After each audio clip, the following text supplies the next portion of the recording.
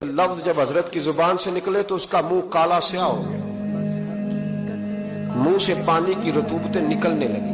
हजरत Junaid Baghdadi, ये दाता साहब ने लिखा है।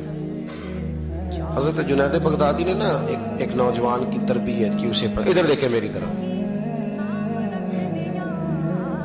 जुनैद बगदादी ने उसे तालीम दी, वो अक्सर आता, आप पढ़ाते, प्यार करते, मोहब्बत करते। थोड़ी सी ना चंद बातों की उसे खबर हो गई, इल्म हो गया, फिर आहिस्ता आहिस्ता उसे नूरानी ख्वाब भी आने लग गए। फिर आहिस्ता आहिस्ता से समझ लगने लग गई कि अब मैं ना कुछ हूं।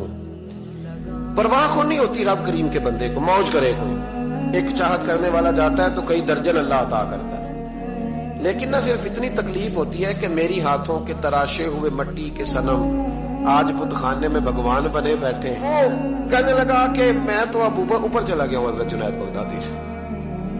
कभी किसी को कोई बात सुनाता, कभी कोई सुनाता, कहता वो तो अभी वही है, तबलीग कर रहे हैं, ये कर रहे हैं, तो मैं तो रात ख्वाब में फलानी जगह भी हुआ है।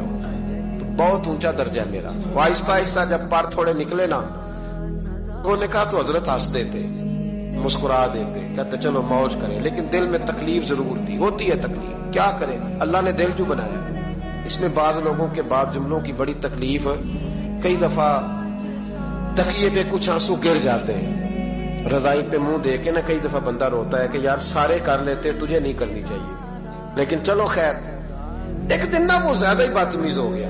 उसने कहा मैंने मुर्शद का इम्तिहान लेना है, पता करना है आज कितने पानी में। और शेख सादी फरमाते हैं जब अल्लाह किसी को रुसवा करना चाहता है ना, तो उसे अपने नेक बंदों की पर्दादारी पे लगा देता है, और जब उनके पर्दे खोलना चाहता है फिर रब उसे रुसवा करता है, फिर चौकों चौराहों में रुसवा होता है।